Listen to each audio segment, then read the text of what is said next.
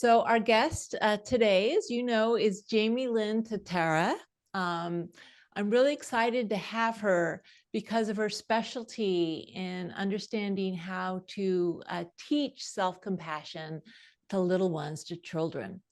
So let me just give you a sense of who she is. Jamie Lynn Tatera, she's a parent herself. She's also an educator, and she does really have a passion. People have different callings in life. Her calling, you can feel it, her passion is to bring self-compassion to young people and to children and to caregivers. So she is actually author of the Mindfulness and Self-Compassion Workbook for Kids, an amazing, fun read, which I would highly recommend to anyone. She's creator of the Mindfulness and Self-Compassion for Children and Caregivers course, which is actually an adaptation of the MSc program that I co-developed with Chris Germer, but tailored specifically for children and their caregivers. She's also a mindfulness for self-compassion for teens teachers. So she works with teens as well as with younger children. And she's a teacher trainer. She's a certified mindful self-compassion teacher. So she's very experienced. She's also, interestingly enough, a mindful yoga teacher. So she also works teaching yoga to kids, incorporating the body and the mind, which I think is really important. Jamie Lynn is taught in the School of Education at the University of Wisconsin-Milwaukee and has years of experience as an elementary school teacher. So welcome, Jamie. I'm so glad to have you here today with us. Thank you so much for joining us. Thank you, Kristin. It's an honor to be here. So I'm curious if you can tell us a little bit about your story, because obviously you're into mindfulness, you're into yoga, you're into self-compassion, but you've honed in on this specialty of, really figuring out how do we bring this to kids? And of course, if you're teaching this to kids, you also have to incorporate, the side of the adult in the room, the caregiver, the parent, the teacher. What drew you to this topic so passionately? What's Yeah. your story? Yes, that's where it always begins, right? So Yeah. I'll be succinct with some cliff notes, but because just in my childhood, growing up, I had some like awesome things. My parents supported me in some awesome ways and some really not awesome things. So then as a teen, I had multiple addiction issues actually. And then I got into my 20s and stopped all my addictions and was an anxious mess. And so that yoga was the first thing I found. And yoga was helpful for like relaxing a little, but then I'd lay in the relaxation posture at the end, and then I just would be like, meh. So eventually I found mindfulness and I thought, how wonderful. I don't have to relax. It's okay to be stressed out. But I still think I was using mindfulness a little bit as a way to avoid being with some difficult stuff. And so I had my first daughter 16 years ago, and she had sensory differences. She had a lot of tantrums. And I was trying my mindfulness skills with her and take deep breaths, and nothing was helping. So I went to see a therapist, not my first time, okay? Because I thought maybe this is my childhood baggage. And the therapist said I needed self-compassion. Okay. So I ended up flying to California, trained with you and Chris, and it was everything I never knew I needed. So I remember when I heard that like self-compassion helps us to like, you can become a compassionate mess. Like I learned how to be lovingly with the mess. And then it translated to me learning how to be lovingly with my daughter. Because I think, again, just like I was trying to fix myself, I was trying to fix her. And so once I learned like the transformative power of self-compassion, then I became like an MSc for teens teacher. And then I thought, but we need to go younger, right? Like we need to go younger. And so that's kind of what fueled my desire to develop a program for parents and kids so that we can have this from little on, because I went from like trying to be okay from the outside in, right? Like 20s on, once I stopped the addictions, 20s on, I was like, what do healthy people do? Okay, exercise, check. Okay, am I okay? I'm not quite okay. What do I need to do? And self-compassion helped me to be okay from the inside out. To be okay with not being okay. Yeah. Well, that too, right? Yeah. That too, but ironically, that makes you feel more Yes, okay. exactly. And so, a lot of people have asked me through the years, do children need self-compassion? I mean, I think teens very clearly need self-compassion because of all the identity issues. But some people think, well, kids, they aren't thinking a lot about themselves. They haven't really formed a strong sense of identity yet. They're pretty happy. Why do we, kids have so much to do already. Why do we need to kind of teach self-compassion to them, and remembering the definition of self-compassion as being with suffering? So why is it that you thought, or your experience shows, that kids do need self-compassion, even though they're often pretty happy? Right. So when they're really little, they don't necessarily need to know the word self-compassion, Right. right? So right when Okay. they're real little, we can model it. They can do it because truthfully, from little on, we're shaping habits, right? The wiring Right. is going in. So, the first 6, 7 years of life, the more we just respond compassionately, help them hold things, that's, they don't necessarily need to explicitly learn. It becomes more important as they become 7, 8 years old, and they develop that ability to judge themselves, see themselves through the eyes of others, because that critical voice oftentimes really heightens at that time. Right. And so that's where we want to, and again, even if we can start before that, they'll have a base skills, and then they'll be able to apply it. And I like to use metaphors always in my teaching. And so even with little kids, so a metaphor that is an imperfect metaphor, but I like to use, it's kind of like, because difficult stuff is going to happen, right? And so if you have a kid who's naturally happy, and not all kids are, some kids are, wired where they're more prone to depression or prone to anxiety, but let's just take a naturally happy kid. They are, something very difficult happens and they don't know what to do with it. And it's almost like a vegetarian that ate a piece of meat that they can't, like, sitting in their stomach, right? And they don't quite have the enzymes to digest it.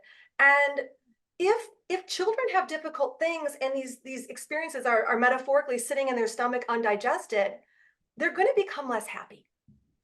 And so we need to give them the skills that are almost like gastric juices that can, digest those difficult things so they can go back to their happy selves. Because if we don't do that, they will become less happy over time when difficult things happen and they don't know how to be with it. Right. Yeah. No, that makes a lot of sense. And it's funny when you said that, sorry, teaching kids to hug themselves, I just realized, well, of course, children need compassion and comfort from their adults. So you're finding you can actually teach young kids to comfort and soothe themselves, even at a very young age of like 7?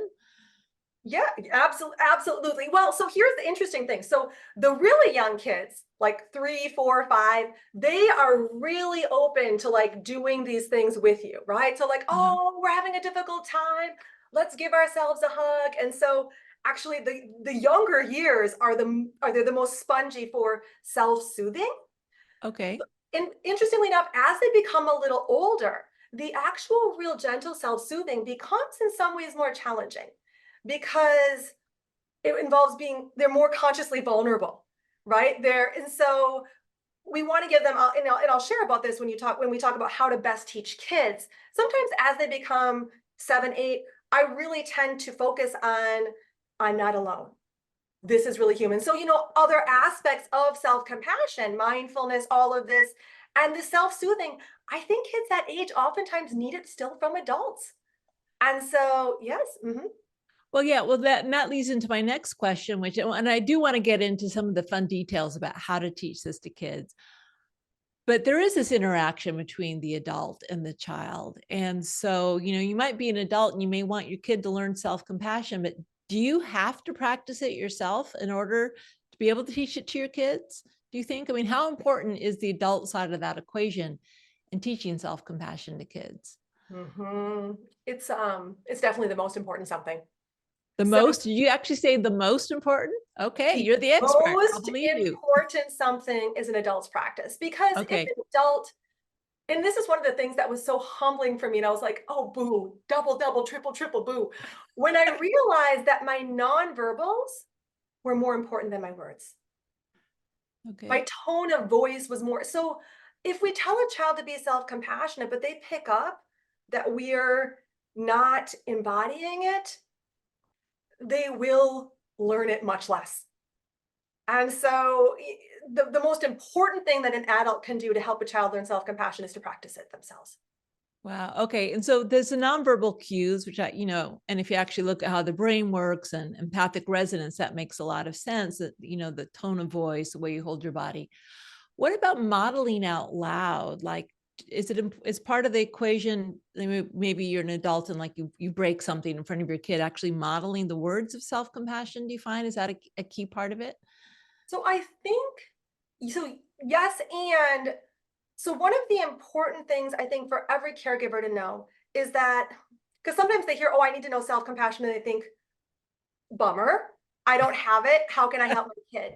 But I like to say that there is never a gap between us and self-compassion, because self-compassion always meets us exactly where I am, right? So if I am a caregiver who breaks something, so I do need to learn some minimal skills for sure to begin. But let's say I'm a caregiver, I break something, and I have a really self-critical voice that says, I'm such an idiot. Why did I do that? Um, we can actually, and again, this becomes helpful as kids become 7, 8 years old and they have that metacognitive awareness to actually name two things. Huh, I just broke this and I noticed I'm being harsh with myself. And I'm actually going to remind myself that everybody break things sometimes. I'm not alone. Everybody makes mistakes. If I wasn't paying attention, I can help myself learn and grow, but we all struggle. So I can model this in Yeah. addition to naming that I'm having a voice. And that's actually really helpful, because kids sometimes, if we just model perfection, right? Kids Yeah. end up thinking, what's wrong with me? Why do I have this critical voice? Or they have the critical voice and they're unconscious of it. But the more we can model, no, I've got that too. And I can grow a second voice. Kids naturally learn, wow, I can grow a second voice. Right. Yeah. So, and that's the part of, self-compassion that I maybe understand teaching the kids, but what you've done, which is so brilliant, is you've developed like this workbook has amazing direct tools to work with kids that are appropriate for their level, and also this adaptation of the MSc program.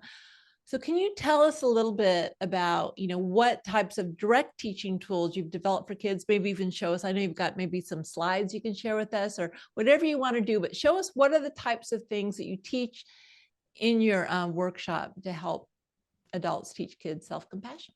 Great, thanks. So, and I'll say this. So this workbook that I've developed, and it'll be available for pre-order in just 3 weeks. So we're real close. Okay. Oh, October. I was lucky. I saw the preview version, I guess. It's Yes, great. yes, Yeah. yes, yes. And so, and which you've written the foreword for, which thank That's you. right. I did. And so it's I actually spent hundreds and hundreds and hundreds, like many, many hundreds of hours with kids to find out what works, what doesn't work. And I thought it was finished over a year ago. And then I worked with some kids that had really attentional, like they were very attentionally diverse, hard time focusing. And I realized, nope, needs to be more fun. And so originally it was I was fun self-compassion skills, but what I realized is we needed more animals and more of Okay. games. And so the whole book is actually a quest. And there's these animals. So kids, as a general rule, if we tell a kid to be kind to themselves or remind yourself you're not alone, you're more likely to get a little bit of pushback. But there's these animals, and so I will actually screen share with the group here. There are animals that I call them actually resilience habit animals, which again, you could pick any word you want, but that's kind of a fun word. They help us to develop habits of resilience, which correspond to elements of self-compassion. So here are the resilience animals we have, and I'll start with Spots, who's this giraffe. You can see Spots over here. What do you see here? Feel, smell, taste. So helping kids to be aware. And so I'll actually say to kids, like, let's practice the Spots habit. For some reason, that lands better than let's practice mindfulness, because it's an animal. And then if you look next to Spots, we've got this Snuggles the bunny, which has a cape. I'll talk about that in a little bit. It can be tender or strong, but Snuggles helps us to soothe ourselves when things go wrong. So, and again, kids like even just the idea of Snuggles tends to land well with kids. And then on our left side here is Buddy. It's okay to feel how you feel. You're not alone. I'd say this is the number one most accessible habits for kids. Kids love hearing one of those two versions of it. It's okay to feel how you feel, or you're not alone. And I use these animals both in my parent-child mindfulness and self-compassion class, as well as in the workbook. And then we've got two other friends here. You'll notice that there's three elements of self-compassion, and there's five friends. So we've got Doodles, who is the dolphin, which is, what can I do? And this is really self-compassion in daily life. Sometimes when we're struggling, what we really need to do is go walk around the block. What we really need to do for a kid is to color, which is actually a mindfulness activity. What we really, we need to talk to someone. And then we've got Sunny, which is, our little sunshine here that reminds us to savor good things. So these are the 5 animals that I have found most effective. And when I work with kids, I have little stuffies. Like I do this in schools. Kids love the stuffies and they're entertained. And then the workbook itself, I'll share another visual. By the way, the workbook itself, just gonna say, I'll get the formatted version soon, and then I'll have all pieces. So I'm gonna show you some pages, but it's not fully developed, but there's this massive map here that you can see where it's a quest. We're going on a quest because truthfully, that dolphin you saw, it's never had a birthday party and it's 10, yeah. So we're gathering ingredients for the dolphin's birthday party. And we're going to all these lands, the land of connection, the land of freedom, mindfulness, acceptance, sensations, curiosity, friendship, kindness, right? So we're going to all these different lands and you're coming along. And there's our feelings, habit animals, which I haven't talked about yet, but I'll touch on later. And there's real kids. So there are 11 real kids who helped me write that workbook. And they're in here saying, sometimes I do this. Sometimes I distract myself from my emotions because I don't want to feel them. Right? Sometimes I hide my feelings until I can't anymore. Sometimes I blow up as a bear. So kids get this sense that I am not alone as they go through the workbook. And then we go to the different lands. And so see this, ignore this for now. This is like a missing page, right? That's actually a little thing here. We start, I'll show you the land of connection and then I'll pull back. But this is the first land in the book. It's the land of connection. And then there's comic characters, right? There's comics because who doesn't like a good comic? So this is James's feelings habit as a bear. So he's always saying, I hate this. And if you're a parent and doesn't like the word hate, I don't either. But the bear kids have it in their heads. So this is a book for kids. And he's going to be learning different habits. So if you look here, right here, we have a comic. Oh no, the giant bears are losing. You're really upset that your team is losing. Yeah, I hate it when the giant bears lose. That makes sense. Look at the other fans. They seem upset too. Everyone feels difficult feelings sometimes. So again, we can teach common humanity in a way where it's fun, it's accessible. And so then kids are sharing their own experiences because everybody gets upset. What do you get upset about? This is again, the first of the adventures. And by the way, if you sign up for our newsletter, you'll have the opportunity to get this first adventure, you can get free, like a download of it. So again, just fun ways of helping kids to become mindful of their feelings, realize they're not alone. This is one of my favorite meditations, Human Just Like Me. And then at the end of every adventure, they get to celebrate. They get actually like an ingredient for the big party at the end. And then the resilience habit animal gets to or the feelings habit animals. So there's like a whole zoo, by the way, y'all. It's a zoo. Don't worry about it. But the animals that have difficult feelings get to practice the resilience habit. So I'll read this and then I'll close this out here. But so here's Bear having a hard moment, and we're going to help Bear use Buddy's habit. So little Bear, it's time to stop watching TV and go to bed. And so here's Bear's feelings habit. Why do I have to go to bed? This is so horrible. I hate this. But now Bear tries Buddy's habit. I'm not alone. Other bears sometimes feel like this too. This is frustrating. Ugh. Remember, you're not alone when you have difficult feelings. So this is, and when I teach my parent-child class, we use comics, we use the animals because kids, then it's fun. And kids don't even know they're learning it, but eventually they have the buddy habit internalized or they have the spots habit internalized. I love it. I especially love how enthusiastic you are when you talk about this. It's just so inspiring. And actually, you've taught a lot of this. You've taught this to actual kids. Do you have any stories of maybe some transformations you've seen or how it's helped families when they start to bring self-compassion in, or maybe your own family? It's beautiful. And they do studies on my parent-child class, which in a lot of qualitative data. So I'm so blessed to be able to read about transformations. And so Uh-huh. one of the things we do notice is that the relationship, when there's a parent, like if it's a parent-child, the relationship, it starts to change. I remember kids even saying, my mom talks more about her feelings now, and I like that, which might be so, there can develop this sense of intergenerationally kind of this buddy habit of I'm not alone. Huh. And so they develop more of a comfort level being with feelings. Parents tend to become more validating.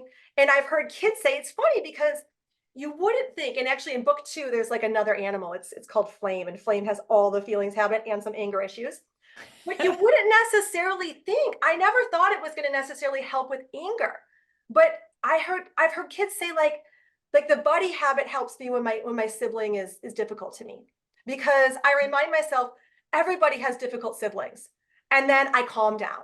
And so I'd say that's one of the big things I hear repeatedly from kids is that this buddy habit they learn to internalize, and then they use it when things are going wrong to remind themselves they're not alone. In that, just that one element of self-compassion feels like the whole package.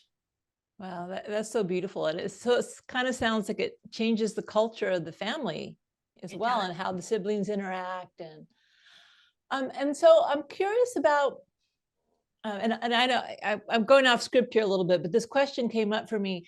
To what extent are you focusing on parents, or does this work with teachers, or like people who work with childcare? I mean, who is this aimed at? Absolutely. And I do have also a class for caregivers called Resilience Habits for Caregivers. And Okay. that Resilience Habits for Caregivers, I teach them all this stuff so they can use that with kids. So if somebody's, interested in this, but they don't have a kid 7 to 11, you could take the Resilience Habits for Caregivers. So yes. And one of the things I've learned is, so I've taught this in school to probably about 1,000 kids, really diverse schools. And what I've learned is if I go into a classroom and I teach it, the kids like it. That's good, but not classroom transformation unless the teacher's on board. Okay. So the transformation really comes when the caregiver is is doing it too. And so my hope is, especially with the workbook now, because the workbook is a very accessible tool. And I also train people to teach the mindfulness and self-compassion for children and caregivers program. But when the caregiver starts to do it with the kid, and I think schools are a great place because you can reach so many. Families are awesome because you can do really in-depth transformation. But absolutely, like this is something that we can use everywhere. Well, and so where do you think is the best place to start? I mean, obviously people can take your training or get your workbook, but so for instance, the advice I often give is what I found is just using the example of how you would treat a friend, but maybe that's not the best place to start. What do you think in terms of like the easiest place to make the entry with kids, teaching them about self-compassion Yes, and this, based by on the your way, is experience? always a discovery. And I found that with kids, the how would you treat a friend is less helpful because oftentimes they don't know. Oh, that's And really interesting. So yeah, here's I've been giving people wrong advice all these years yeah, with a little, I mean, again, when they're little. Yeah, some yeah, eighth yeah, grader is not eighth grade, some 8-year-olds yeah. are a good friend. A lot of 8-year-olds don't know what the heck to do when their friend is struggling. Right. And Okay. so really it's this figure eight of, I like to think about it, learning how to treat yourself with kindness, sometimes then makes them a better friend. So Yeah. sometimes it starts with learning, oh, this is what I should do for myself. I can do this with others. Additionally, how we treat a friend really depends a lot on the friend. Like, for example, Yeah. my I call him my husband-like thing, okay? My husband-like thing, okay, so I'm gonna talk about feelings habits here. And actually, is it okay if I screen share one more time? Yeah. Go ahead, please. Okay, Yeah. so in my workbook, there is a quiz that is it's called the Feelings Habit Quiz, and it's also on my website. So let me just find it on my website because that's probably the easiest way to go. It's jamielyntatera.com, and here is the quiz. Now, taking this quiz helps us to learn what is our habit with feelings. And there's 4 animals. There is the bear, which we saw in the little excerpt of the workbook, who blows up. There's the chameleon who hides feelings. There is the beaver who obsesses about feelings, and there is the deer who is ashamed of having feelings. So, depending on someone's feelings habit, actually, we're going to be a different friend. So, my husband like thing, I'd say, has the chameleon habit. So if he tells me he's upset, I'm going to say, oh, do you want to tell me more about that? You know what I mean? If I start to say, oh, honey, that's so hard, he would just, he would dry up. And so truthfully, being a good friend kind of depends on knowing what our friend needs. And so Yeah. with kids, when I want to teach them self-compassion, we start with these feelings, habit, animals and the feelings, habit, animal quiz. And just normalizing. So for example, if a kid has the beaver habit, right? Where they obsess. And by the way, the beaver habit is the one who loves the feelings, habit, animals the best because they think and they become aware of, oh, my mind gets sticky with feelings. So they start by actually applying all of the resilience habits with this. I'm not the only kid that has a sticky mind. Yeah. It's okay to have a sticky mind. I can be mindful of my sticky mind and I can be kind to myself when I have a sticky mind. And actually, I was really surprised because I worked in a school pretty in depth, and some of the teachers were on board. In fact, some of the teachers actually gave their kids name tags on their desk with their feelings, habit, animals on it. So the teacher knew, was it a bear? Was it a chameleon? But when I said, what was most helpful? I did 10 sessions in that classroom. She said, I think it actually really helped my kids with the deer habit, like the animals of the feelings, because they realized I'm not the only one who's ashamed. So there's something about actually just, so that's why I'd recommend if parents are like, where do I start? Don't start actually with the resilience habits. Start with the feelings habits and normalizing, helping kids to accept and love themselves as they are. And then what ends up happening is all the resilience habits get applied to these indirectly by just learning to love and accept yourself as you are. And that actually, of course, makes you more able to grow and change. That's beautiful. And so kind of using my scientist mind, actually you start with mindfulness, which is what we normally do. What is it that you're even feeling? How do you normally react? And then you go to common humanity. I'm not alone. And then you bring in the kindness, which is actually tends to be the order in which we also teach adults as well. So that's great that you found that just naturally in your work.